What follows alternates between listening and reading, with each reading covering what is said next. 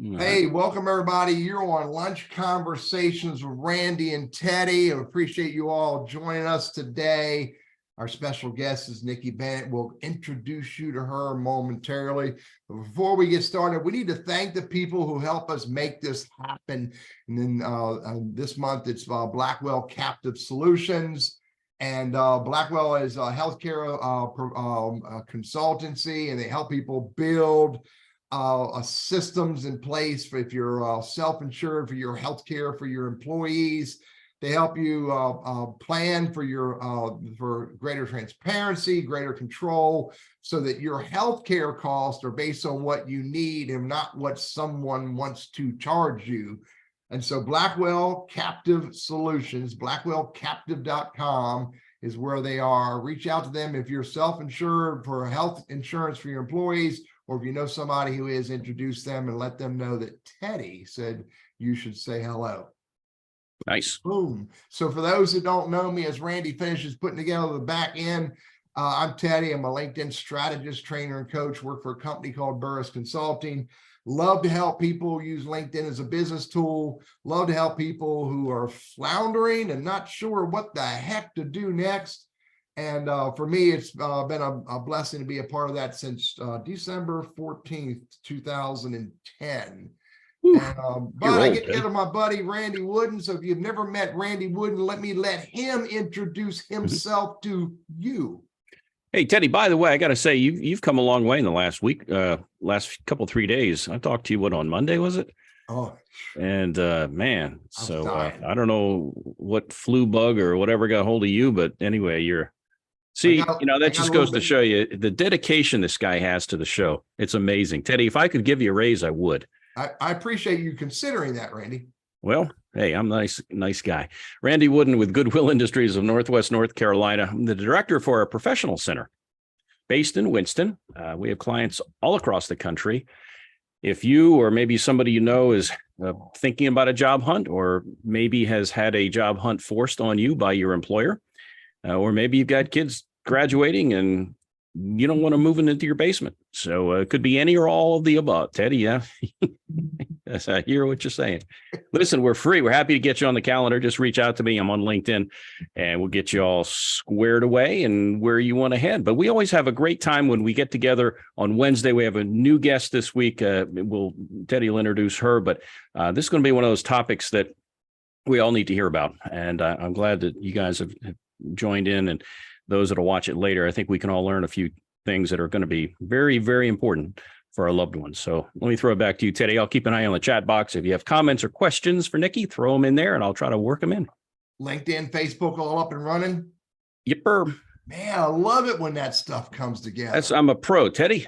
I know you are, man. Especially the way you move my fingers around on my keyboard to click on it and make it happen. But you're the man. I do it. Let's we got 14,000 people in the audience, dude. You know, that's good. That's good. I gotta press the buttons to get more bandwidth to make it work with that many people. Hey, our special guest today is Nikki Bennett. Nikki, I want to say her title right, because I'm gonna screw it up if I say it wrong. Is the fraud risk manager of Allegacy Federal Credit Union. And Nikki's been in the industry fresh out of high school for 22 years now. And been with Allegacy, I think, going on 6 years now. But her role is way beyond just physical security for a credit union, but also risk mitigation and elder financial exploitation. I think you used the term elder exploitation, and that's the first time I heard that when you and I talked a while back, Nikki. So, Nikki, would you do me a favor and introduce yourself to the audience? Because I'm going to fumble. These are big words. Sure, Teddy. So yeah, I've been in the financial industry for about 22 years. Unfortunately, it wasn't quite out of high school, but thank you. I appreciate that. Telling my age a little bit. I've done a little bit of everything within the financial industry, mainly with fraud, elder exploitation, identity theft, physical security, you name it, pretty much within the financial industry, and I've kind of touched on it. So yeah, I've pretty much worked about everything within banking and credit union industry. So Hey, that's been my life for 22 years. I was going to say, I always ask the why question, and sounds like you've worked in different parts of the banking arena for your most of your career. But this topic, and I think Teddy would agree, taking advantage of the elderly is one of the most despicable crimes that, it's like taking advantage of people who can't help for themselves, can't do for themselves, and preying on those folks. So to do what you do, you've got to, I would think, have a passion for that kind of work. Was there something that triggered that, some instance, or just kind of what led you down this particular path? Honestly, I cannot stand people taking advantage of underdogs. Mm-hmm. And I've always fought for people who are underdogs.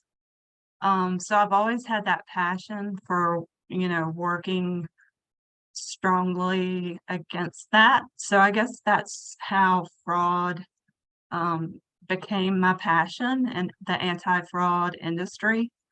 And then specifically identity theft prevention and elder fraud, elder exploitation, and working against that specifically, because you see so much of it and it's so prevalent these days.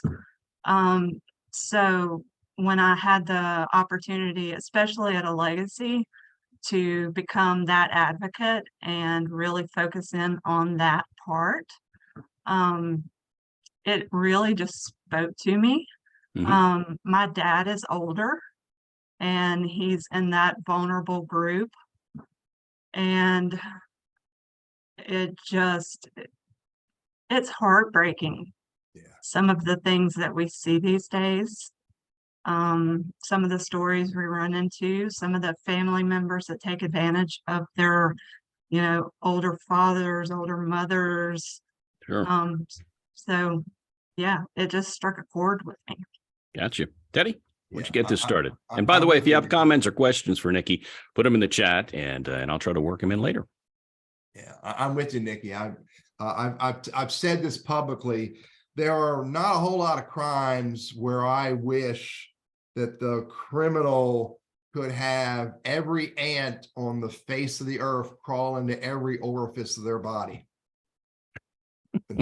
This is the one, though. That's for me a ridiculous satirical way of saying they need to be shot and butchered. I'm not supposed to say that out loud. And by the way, for those who know, aren't we supposed to do this, Randy? If we're syndicated globally, we're supposed to let people know where there's relationships between us and the special guest. And I am a legacy card carrying member. And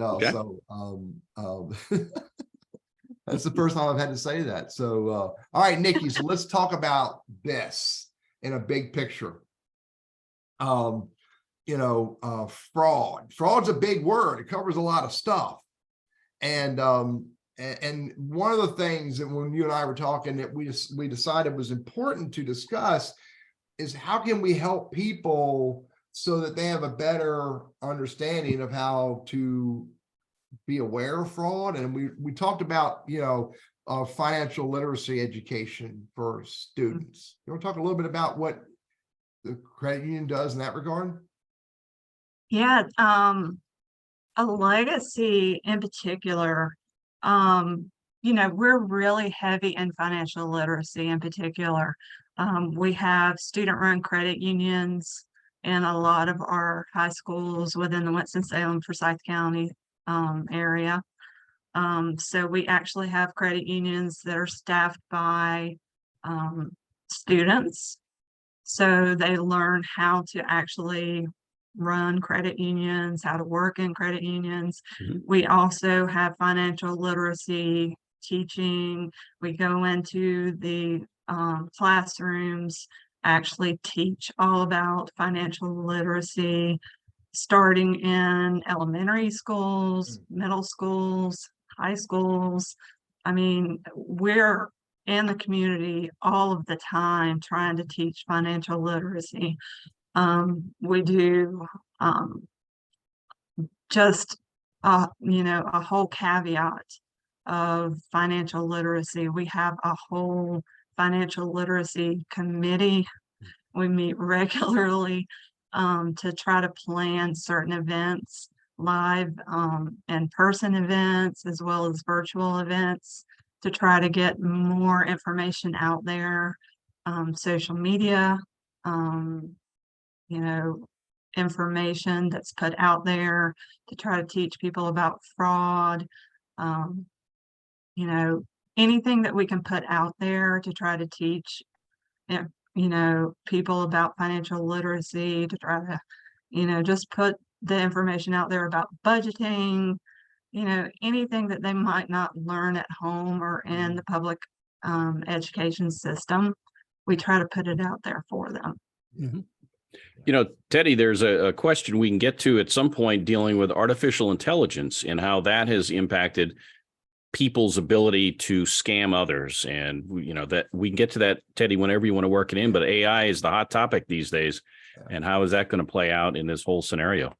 Yeah. Is the Nigerian prince still a big player in the financial fraud industry, Nikki? He's a close personal friend of mine. What are you talking about? Yeah, the Nigerian prince always comes up. It's amazing. We have romance scams and lottery scams that come up all the time. It's amazing that those are still so prevalent. We've trained our staff to recognize those, if a member comes in and things are out of pattern for the member, we ask questions. Our staff are trained to ask questions about the transaction. Teddy, if you come in and you ask for a $10,000 withdrawal and it's out of pattern for you, the teller's probably going to ask you, Teddy, well, why are you taking this money out? Are you sure you need this? Especially, the right question for them to ask is, does Bum know you're taking that money out? And for those who don't know, Bum is my wife's grandparent name. I mean, we're definitely going to ask questions. We're going to probe. I mean, that's what we're taught to do. It might get a little bit invasive at times, but we're here to try to protect the members. Yeah, absolutely. I get that. So, I mean, there's all kinds. We'll talk a little bit about them, but some of these scams in a few minutes. But it really is the education. I mean, you can't shoot the idiots and send them all away. They're always going to be out there. So we have to educate people on how to pay attention and how to be aware. And that's a never ending set of events. Mm-hmm. And it really is. Yeah, it really is. We're always trying to plan ways to put more stuff out on social media, tips, tricks, how to, protect yourself, ways to, protect your social media accounts, lock down your settings on your social media account, because that's a huge way that the fraudsters infiltrate. If you don't have your social media locked down properly, I can find out so much about you personally. You don't want to know all that. Ooh. Teddy, if you don't have your friends list locked down, I can find out, who you associate with, your grandchildren. You can find my birthday publicly. You can find my address. That's all public information. Yep. There's so much. Your address, your birth dates, your relatives. It's all out there. Yeah. It's scary. Hey, I got to ask a question, and because this happened in our family. My grandfather's deceased. He was sitting on a pile of cash toward the end of his life. Under the mattress? Under the mattress. But here's the challenge is his adult daughter and adult daughters, one of them being my mom, they were all still lucid and, able to make decisions and all that, but he didn't want anything to do with it. And so it's one thing to educate the youth or the lower generations, but what advice do you have for dealing with an elderly parent or grandparent who's a little bit hesitant to open up? Huh? Or cranky? Cranky? How do you deal with that? Do you have tips for kind of opening that conversation about some real world things that need to be talked about? How do you approach that topic? That's very difficult because you Yeah. it's an honest conversation. I mean, you really have to sit down and have an honest conversation. And sometimes it gets to the point where, Dad, it's to the point where we have to take your keys away. But you've got to have the honest conversation. Dad, it's time we've got to set up your POA. But I mean, I think a lot of times, people tiptoe around the conversations and they don't want to have the honest conversations about it. But you just have to look after your loved ones. Yeah. You have to have those honest conversations in order to protect your loved ones. Are there any specific phrases that can help approach that topic? I found anything you found that have worked pretty well? Yeah, if you there is a lot of information that is out there on the Federal Trade Commission or the CFPB's website, and it's free to the general public, and it's printed, and it gives information about all of the latest scams and about like here's one: Money Smart for Older Adults. This is a wonderful resource. This is one that we give out in all of our branches. This is one that I use heavily for all of our individuals. Did you give that to me digitally? Yeah, I did. I'll get to that later. Good. All right. It goes into scams. It goes into protecting all of your resources, identity theft. It goes into all of those difficult conversations that need to be had. And I think that a lot of times when the older population sees these things actually in print, those conversations go a lot smoother for some reason, rather than just me telling them. Yeah. And I don't know why that is.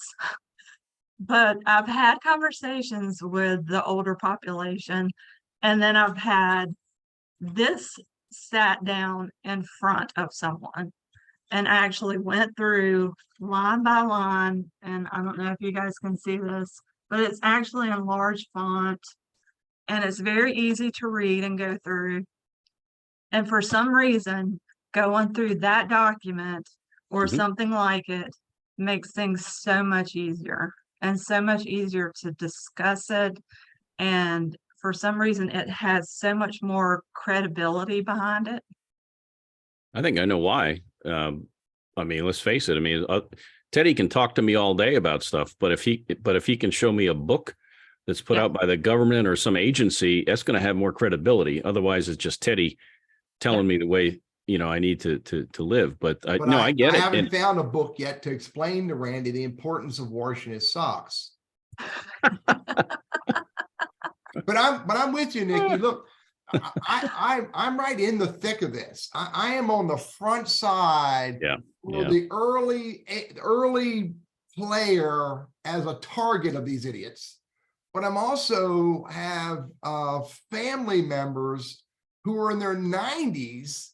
One of them who has said to me, the worst thing I ever did in my life was let you take my car keys away. Yeah. But, the car showed signs that the keys need to be taken away. And now we're having conversations about more ways of protecting him and his financial assets. Yes. Because he has gone to the to Walmart or to CVS, and he has purchased hundreds of dollars of gift cards and was in the process of scraping off the back to get the numbers to give to people. Yes. And so for me, what I'm saying, and Randy, you're right behind me, and I guarantee you some of the folks in our audience are right behind me as well, that what I'm thinking is, how can I prepare myself for the day when my 4 daughters come to me and my wife and go, time out, we're going to help you solve this, or we're going to take care of this. And Cindy's on here with the same thing. We are all in that situation. A lot of us are in the situation where there are loved ones that we have to help through this. Mm-hmm. So, and they're not going to listen to me. Yeah. And I'm being a little satirical, but the reality is, you know, those that I'm having these conversations with are resisting us helping them. Well, I mean, a lot of it, I mean, some of it can be your financial institution helping you with things like this. Yeah. I mean, honestly, we have helped numerous individuals with things like this. Just like with you know, you guys having issues explaining things to your relatives, me having issues explaining things to my relatives, them, you know, maybe believing this. Yeah. Well, it could be the same thing if they come into a financial institution, someone like a professional like me or one of my coworkers sitting down with them and explaining the situation. Yeah. You know, it brings another level of credibility to the table. Yeah. Good point. You know? Yep. Yeah. Yeah. And Cindy brought up the point too about the book versus the talk from somebody, is that a lot of people are visual. Yeah. It's one thing to hear it, but it's another thing to see it in print and carry more credibility that way too. You know, interesting topic. Yeah. One of the phrases that I've learned with, and it's not like I'm doing this all day long, but with the people that I've talked with, and who I'm trying to help through some of these situations, here's a phrase that resonates a little better than "you're screwing up, I need to stop you from doing that." Here's the phrase: "Let me take this off your plate. Mm-hmm. You don't need to worry about any of this anymore. You can do other things." Those, I'll tell you, for some that I've talked with, that's resonated. For me, that would freaking resonate as well, if I could keep doing whatever the heck I want to do and not have to worry about that other stuff. Yeah. So good conversation. I mean, we all need help to help those that we're responsible for helping. And the more we can learn from folks like you and your team, the better off we're going to be. All right, let's talk about, well, we're touching on this, the burden of caregiving for that. We call this the sandwich generation. Yeah, what is the sandwich generation? Let's define, what is that first? It's those who like peanut butter and jelly with bananas, Randy. Bananas, huh? No. Or mayonnaise. I think you and I talked about that, Nikki. No, the sandwich generation is kind of where I'm at. So I've got children who are still at home. They're older children, but they're still at home, really. And so I'm caring for them. And then I've also got the older adult's father, who he's not living with me, but I'm still caring somewhat for him. So it's that group of us who are wedged in between, who are looking out for both sets. Yeah. So we still have some responsibility of caring for both generations. Yeah. Hey, let me put this out there, Nikki. We got over 19,000 people in the audience. Just a show of hands, or just say yes. How many of you are in the sandwich generation where you are helping your children or the generation that came after you, and you're also helping that generation before you? How many of you are in that? And Dean called it the pancake generation. But yeah, we thought about that, Dean. We like sandwich better because it came with either mayonnaise and or bananas. So, and there are different conversations, but they're similar. And Nikki, I think I shared this with you. I mean, yeah, I got the 90-year-old generation that I'm helping, and you know, we know about this frauds that are attacking them, but you know, there are also fakes and frauds and scammers who are attacking the 10, 12, 13-year-olds who are on, what's the game? The game Fortnite. Oh my golly. Oh, we have a terrible time with the younger generation right now with like card cracking scams. Yeah. And mobile deposit scams. So I mean, they're being hit hard right now with that. And that, I mean, that's all down to financial literacy and teaching that generation all about scams. So I mean, we're running into that as well. Yeah. So it's not just about the older generation. No, it's sort of like we have to keep learning about all the different idiots are out there, and all the different ways that they're attacking the world. And it's a never-ending job for the parent and for the financial institution, not just like the parent, for us and the financial institutions to stay aware of all this stuff. So yeah, I got it. Just thinking how. So if somebody has been done wrong, and I'll use the example of, let's say, somebody my parents' age, that kind of a thing, and where they have been legally, money's been pilfered inappropriately. In the real world, what's the likelihood they're going to get that money back? Or is it just, don't do it again kind of a thing, live and learn? In the real world, how successful are people at getting monies back when they've been defrauded? It really depends on the situation, Does it? But in all reality, it's probably not very likely. Just don't do it again, huh? Yeah. Wow. Especially if it's a situation where it's like a money mule type situation, or we'll define that in a minute. And I had that happen just a week or two ago through my my affiliation with the SHRM organization. Somebody sent an email claiming to be somebody different, and because I'm so smart, Teddy, I was onto their evil ways and asked them for evidence and proof, and then they went away. Yeah. They went away. Yeah. But yeah, man, I'm reading that. I'm going, this doesn't sound like my colleague in the email. And then they were asking about getting a gift cards, and they'll send a check as a reimbursement. And I'm thinking, I know who this person is. I go to their house or I go to their business, and you know what I'm saying? It just, something smelled bad. Yeah. But again, I'm on top of that, hopefully, but a lot of people aren't. No. And I told Nikki about, I had money that was, I was told I was going to get money, and I sort of thought it was legit, but then I sort of thought it was a scam. And I was scared to death. Oh yeah, whatever happened with that? That's not the right word. I'll tell you in a moment. I wasn't really scared to death, but I was really concerned about whether I should or should not pursue this.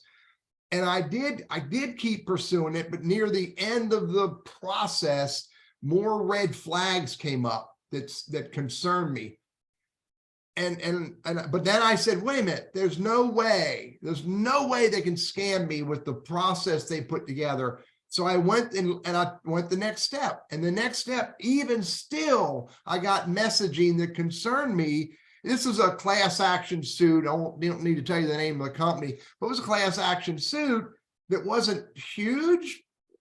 But the number of steps and the amount of messaging they sent, even with misspellings in the messaging from supposedly a legitimate law firm, had me concerned. And I told Nikki, I said, Nikki, I'm pulling the trigger and you know where the money's going? It's going into my Allegacy account. She says, well, if it's a scam, I'll hear about it. Nikki, I'm here to tell you right now that was not a scam. I got my money. I got my last messaging and said, sorry, this happened to you. Glad that it's been settled. Oh, wow. But those kinds of messaging really put you on edge. Wow. You don't want to trust anybody because we've been burned so many times. Hey, we're halfway through, Teddy. Yep. Yeah, let's do the ad spot, and then we'll keep going. This is Nikki. We got a lot to touch on, so we got a lot to share. Our show is sponsored in part by Blackwell Captive Solutions. Randy and I have known Carrie and her team for many years. They got 25 years experience in the health industry business. They're all about helping businesses who are self-insured, who provide healthcare insurance to their employees.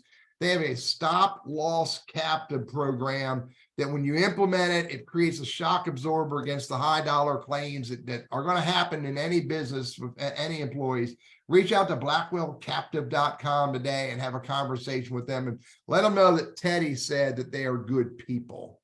So, and we're grateful for Blackwell Captive. They're going to hang out with us for the rest of this month, and then Randy and I will be looking for conversations for other sponsors who can help us take the show to another level and keep making it absolutely freaking fantastic for our lovely, fantastic, beautiful following audience, for our absolutely fantastic special guests, and then for our sponsor. Did I say that right, Randy? All of it. Hey, you want to talk AI for a minute, Teddy? You're going to work that in at some point? I don't want to talk with you, Randy, but hang on a minute. I'll get my AI personality to jump in with you. AI has been a game changer, and there's, I mean, at the speed of light, things are evolving, coming out, AI this, AI that. Should we be afraid of it? Should we embrace it? Somewhere in between. And I've got to think that the bad guys are burning the midnight oil as they try to come up with new ways to scam us, maybe using AI. What are you reading on the tea leaves with that? What do you see out there? What's going on? Randy, Nikki does not read tea leaves, dude. No. Okay. Crystal ball then. Let's go with that. What's out there? What should we be hearing about when we see it? We go, aha, Nikki told us to avoid that. Anything out there with the AI piece right now? You know, fraudsters are always ahead of us in everything that we do. AI, I think it's just going to be the same with everything, but they always look for the easiest way around things. So I don't know really that we need to focus as much on AI as much as the older fraud, like check fraud and debit card fraud and the older types of fraud that we are seeing more of. Like we're seeing mobile check fraud increases. They focus more on the points of least resistance. Than the newer kinds of technology. They know that we're focusing more effort in making sure that we're protecting ourselves more. So I think they tend to go back to more old school. Yeah. You know, an idea though, and it makes sense, the path of least resistance. I've got to think, at least from a layman's standpoint, that for me, AI will play a role in that. Now the ability to collate and gather data on somebody to make it seem like you are their best buddy, or, you know, they know so much about you that they're your friend, and they engender trust that way because they know so much about you. And AI can gather that intel pretty quickly, I would assume. So maybe that's the new horizon on that is, hey, I've got new buddies out there. I had no idea. I have a new cousin popped up last week, you know, kind of thing. I mean, they really have that already. I mean, if you look at that, if you look at it that way, I mean, they can gather that information by simple Google search. Yeah, I'm just thinking it'd make it easier. That would be all, you know, let AI do it. And I mean, the they've got Nigerian bots. prince is going to say, Teddy, I was talking to your good buddy, and they'll call out a name of someone that just recently died, or call out a name of someone who they know is on vacation and not going to take a phone call because they saw on social media that Paul is at St. Kitts. And you know who I'm talking about, Randy. I do. A 3-hour tour. On a 3-hour tour. I messaged him 2 hours in and said, dude, please tell me you're heading back. But I get what you're saying, Nikki. Yeah. They're going to use the tried and true, because the only reason why they're using them is because they work. Yeah. You know, and but I'm with Randy, and I think I believe that we will see more and more improvements on the tried and true. Like the romance scams. I mean, good golly. I mean, she is going to, I mean, I'm being stupid for the sake of being stupid and telling a story. She's going to be even more drop dead gorgeous with AI imagery. And her house that she lives in is going to be absolutely more phenomenal. Yeah. So. Yeah. And it's amazing how convincing those stories are. I mean, I spoke to someone the other day about a romance scam, and this individual just will not believe that it's a scam, and it's so disheartening. But how prevalent is that? Let's say out of 100, hypothetically 100 customers, I mean, in a year's time, how many are going to get hit with something that they actually recognize? And maybe some of them get hit and they don't even know it. Maybe, but that come to you, or you reach out to them and say, hey, something doesn't look right here. How prevalent is that in today's society? Ballpark, rough idea. I'm curious. I don't know that I want to give numbers, but it's 5%, 1 out of 20, something like that. Maybe, I don't know. Yeah. And maybe that's just on a personal basis as to who's better protected and that kind of thing. I was just kind of curious. We hear about it and we think, oh my goodness, it's happening everywhere. It's pretty prevalent. It's happening everywhere. Yeah. I just wonder, how. Anyway, I'll move on. Teddy, what do you want to cover next? Let's talk about this. Nikki, I want to talk about the common fraud scams, so we can let our audience understand a little bit more about what pig butchering is. But talk a little bit about, and Dan just asked this question. It's on my list that I forgot to tell you I put on my list, Nikki. But so I get this scam, I get this guy who's, I believe, scamming me, or who do I report it to? Where do I start? And who do I contact and go, oh my God, I think I'm being scammed here? I always start with your financial institution. Yeah. Always start there. Then start with your local police. Then you can start with the Federal Trade Commission. They have a means for reporting scams and frauds. If it's identity theft, you can go to identitytheft.gov. It kind of depends on the type of scam. Yeah. But those are the main ones. Mm-hmm. I remember when I first started thinking about this, saying my local police ain't gonna do diddly squat. And then I had this basic list, and then I said, my bank can't do anything about it. I haven't put those checks in the bank yet.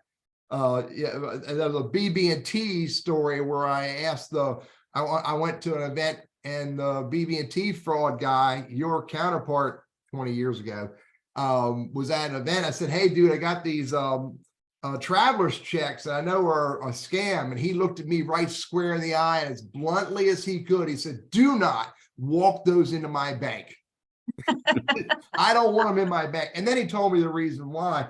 But my point is, when what we think, our initial thoughts are, these people aren't going to do anything for us, and that's a mistake to think that way, because when we report, we start getting the trends to be seen. We can start, stories can start to be built, and then eventually someone can do something. Yeah, the Federal Trade Commission has a reporting mechanism where they do keep track of all of the fraud reports. Yeah. So if you've been a victim, they keep track of that. Yeah. So I mean, it's important that you actually report it. Now, a lot of not just older individuals, but a lot of people that have been victimized don't want to report that they've been victimized, because they might feel shame for being victimized, or whatever the case may be. But it's important because they track the location, they track the type of fraud that was perpetrated. So the more focus that we can put on where it was, what type of fraud, the more likelihood we can shut down these fraud organizations. So it's important that we actually do report it. Yeah, I'm with you 100%. And I actually was thinking about that in the context of that class action suit I had. I actually wrote down the list and said, if this turns out to be a fraud, I'm calling X, Y, Z, and ABC. So, hey, Cindy just told a story that I think is important to share about a friend of hers who got a, we're going to talk about this in a minute, got a grandkid scam. And that person had a great tactic for discovering that person was not their grandchild. And that was a key question. And I have that. I have a question that I won't tell any of you, let alone tell you the answer, that if I don't believe you are who you say you are, then I ask this question. Just the slightest little thought that, oh my God, is this really Randy? Yep. That I asked the question. If you can't answer that question, then I'm going to report and then block you. So any thoughts about that method of discovery, Nikki? Yeah, I actually had the same thing happen to my dad when my son was in high school. And my dad got one of the grandkid scam calls. And thankfully, my dad called me. I was at work that day. I worked for another financial institution at the time. And he was frantic. He told me that my son was calling from jail. He had left school that day. My son was supposedly in high school at the time. He had called and he said that he was in jail and needed bond money to get out of jail. And you immediately said, leave him in there. Yeah, pretty much. He had got caught with cocaine in the trunk of the car. And, you know, it was that whole spiel. And I was like, okay, my son would not, number one, leave school because he knows that I would kill him if he did. Number two, he wouldn't be caught with cocaine in his car because he knows I would kill him doubly. So I told my dad, just, you know, do not answer the phone, of course. Then I actually drove to the high school to make sure that my son was at the high school. Good mama. Good mama. There you go. Yeah. Yes. Which he was. Yeah. But yeah. And then we did come up with a question for my dad to ask of my son if he ever was called again. And he was called several times again with the same scam. Yeah.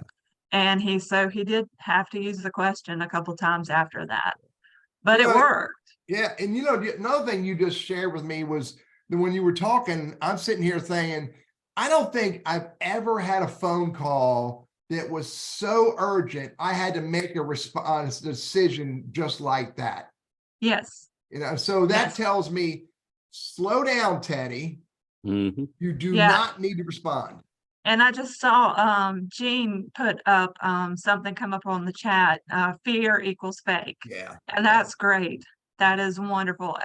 All of the common things that you will see in these frauds is pushing something fearful. Investment scams, all of these scams that you will hear about, it's like they'll push you. You know, they want you to make a decision right then and there. So that's great tip, Gene. Thank you. Mm-hmm. Yeah, cool. All right, so let's talk about some of these common schemes that are out there, and you know, and just break them down a little bit. So first of all, the synthetic ID theft. Mm-hmm. Talk a little bit about what that is. So ID theft is when they're taking the person's full ID and using it. So they're using my whole ID as fake. Synthetic ID, it might be just my name and someone else's social security number. So they might use a child's social security number. So, and then they take that ID and they build credit over time. So they build up the credit slowly. They don't care about, a big payout right away. They'll build it up over years if they need to. But the purpose of using it over time is that, you know, using a child or an elderly person's social security number is that they probably won't find out their social security number has been used for Yeah. years, Yeah. possibly. Hmm. So that's why, you know, I preach that it's very important that you freeze your credit. And your So kids people, and your your kids. kids, Yeah. yeah, your kids or, you know, anyone's, Yeah. if you're not using your credit, or even if you are using your credit, freeze it. Yeah. I mean, what does it matter? I mean, it's very easy to go in there and unfreeze it if you need to use it. Yeah. Sure. Good point. It's I just not wrote going to hurt down, anything.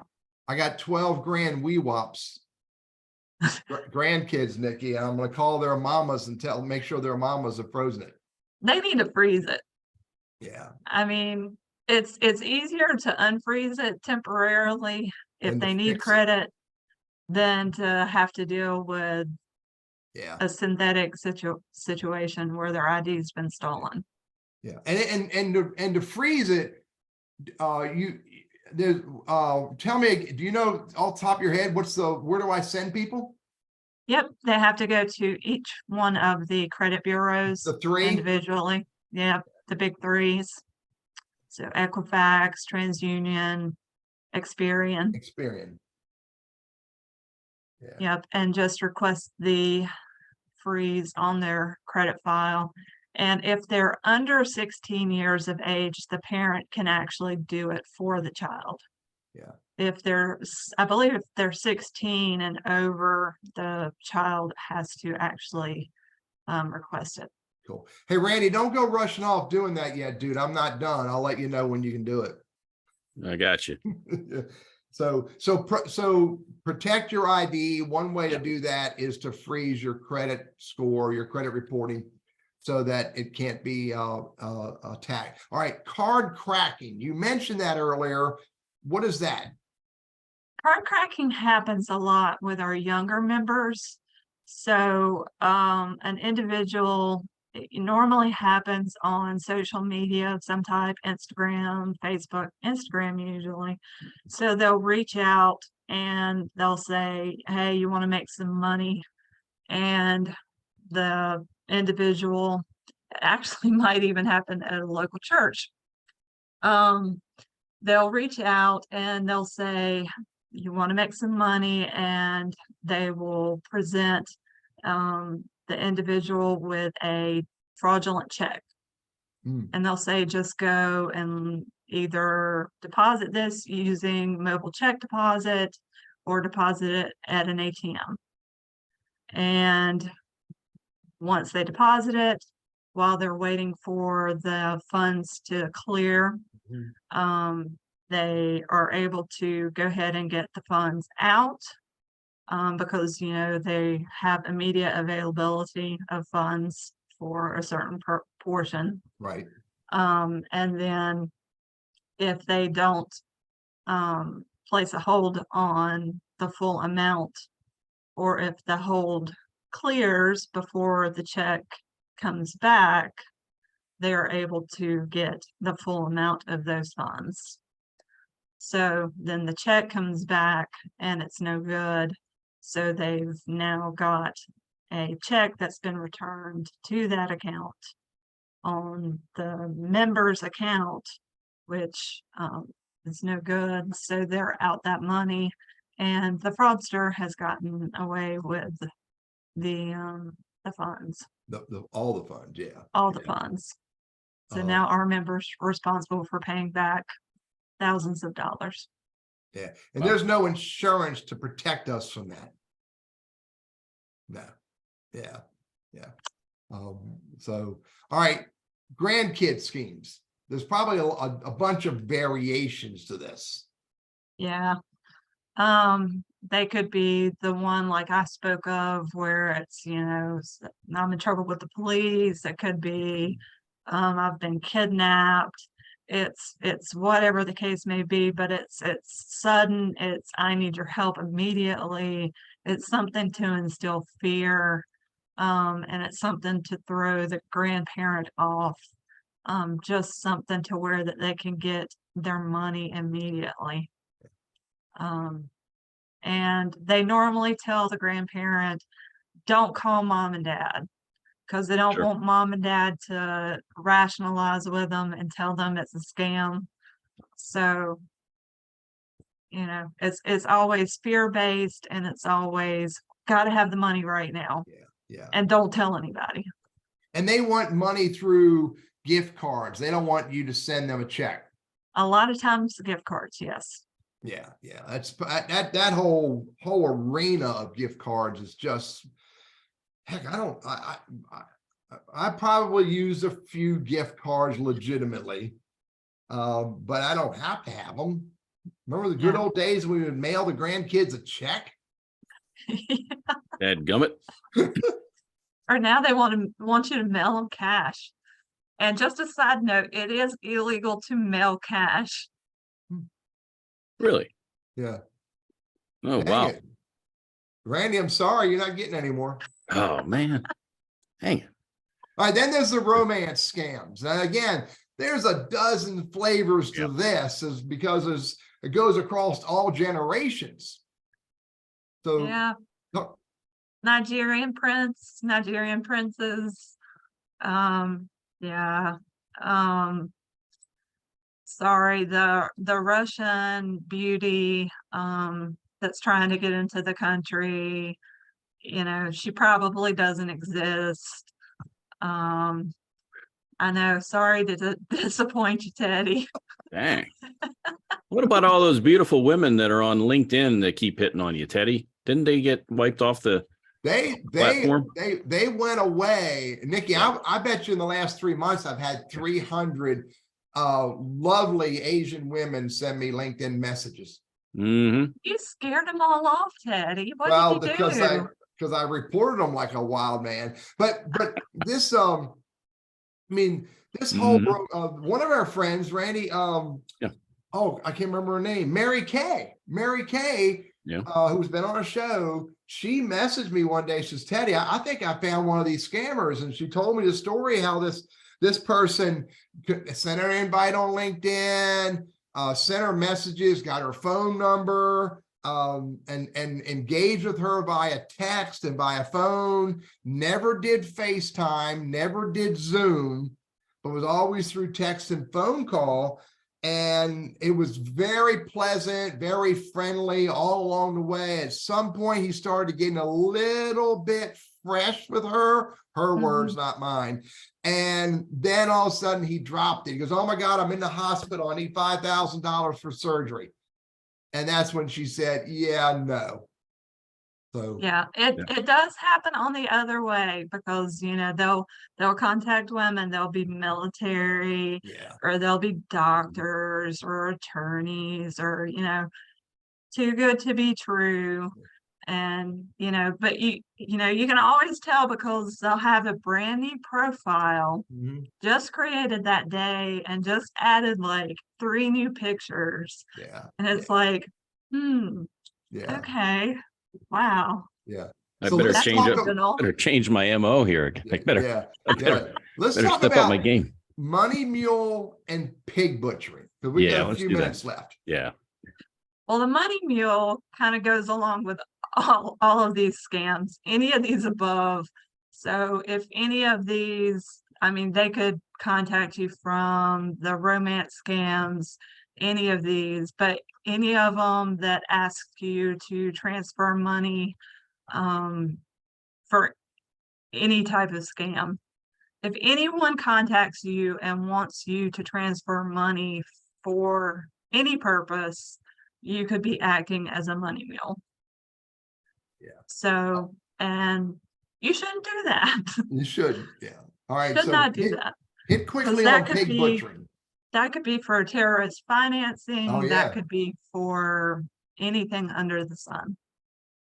And pig butchering, that's a great one. So pig butchering, they normally target younger, educated individuals, and it's more of an investment scam. So they'll start off just, you know, being real friendly, wanting you to invest in some kind of, you know, get rich quick scheme, and then kind of turning it into more of a cryptocurrency type investment scam. Promising, you know, big investment returns. Of course, once you flip it into a cryptocurrency, it's gone. You're not going to see it. Where'd the It's name pig butchering come into play? Where'd the name come from? because you're fattening up your target and you're just gonna Buttering them up in the old days. buttering them up and Wow. All right, so Nikki, we could go on forever. You've given us a lot of stuff here, and you've given me a whole bunch of links to share with everybody. I will share those with everybody. I really appreciate you coming in. I really appreciate Allegacy as well, because I know all the efforts that you and people like Laurie, Tim, and a bunch of your peers are doing, and your team is doing. Yeah. What is one thing, if we didn't hear anything else you shared with us, what's one thing we need to remember from today? I think one thing to remember from today is it is a community effort. Mm-hmm. So I think we all need to look out for each other. It's not a one person, you know, thing. We all need to help each other against the bad guys. Right. I'm with you. I'm with you. So Nikki, thank you very Thanks, much. I really appreciate it. Time went like that. And It did. so I really appreciate you showing up for us today. And we'll have this conversation again another day. Randy, anything before we move on to our special guest for next week? Well, it's, you know, we've talked about in other shows, technology fraud and phishing and all kinds of email to try to get, you know, infect a computer and get access to your records, that kind of stuff. And it's just another angle that people take to get money. And, you know, I guess the world was always going to have bad guys, and they work pretty hard. So we have to work just as hard to stay up with it. So I appreciate you and your team and others out there who really devote their energies to try to protect old timers like Teddy. Well, and me. Yeah, and you, yeah. And me too. But what we don't know, we don't know what we don't know. And so if we have the knowledge and we choose to act on it, at least now we've got a game plan versus, oh my goodness, I can't believe that I just sent that money. Don't do it again. Now we know not to do it in the first place and to be on the lookout for those kinds of things. So cool stuff. And Nikki gave me a whole list of URLs. I'm gonna put this on the show as well. She gave me a whole big pile of PDFs that are rich in some ideas that I intend to spend time reviewing. I dropped them in the chat for the audience, but I'll also put them on the show page when that gets done. So again, Nikki, thank you very much. Randy, who's up next week before we go to our ad spot? It's an old fraternity brother of mine, Dan Leonard. Dan Dan not going is to bring that story about. We're not going to go there, but Okay. this guy's I forget the exact, but he's like voted one of the top 400 most influential people in the medicine healthcare field. We're going to call it "Pay No Attention to the Man Behind the Curtain." Healthcare costs in America. Why are drugs so expensive? How come everything costs so doggone much? He's going to peel back the layers on this thing and really get us up to speed on things we haven't even heard of yet that are coming around the bend in terms of healthcare and how to keep costs down. So it's going to be really interesting. We'll find out more from Dan next week. That'll be on the 14th, right? Yeah, on the 14th, Teddy. Good stuff. Yeah. So, so your people are chiming in that you did good stuff today, Nikki. I think Lori was talking to me, but I think the others were talking about you. So, hey, thank you very much, Nikki, for being on the show. Thank you for our audience for showing up over and over again to hang out with Randy and I. Thank you to Blackwell Captive Solutions for sponsoring the show. They're all about peace of mind, price stability. If you need help with self-insured medical insurance for your staff, reach out to blackwellcaptive.com. Randy, see you later. Audience, I'll see you later. Nikki, thank you. Thank you. Thank you, guys.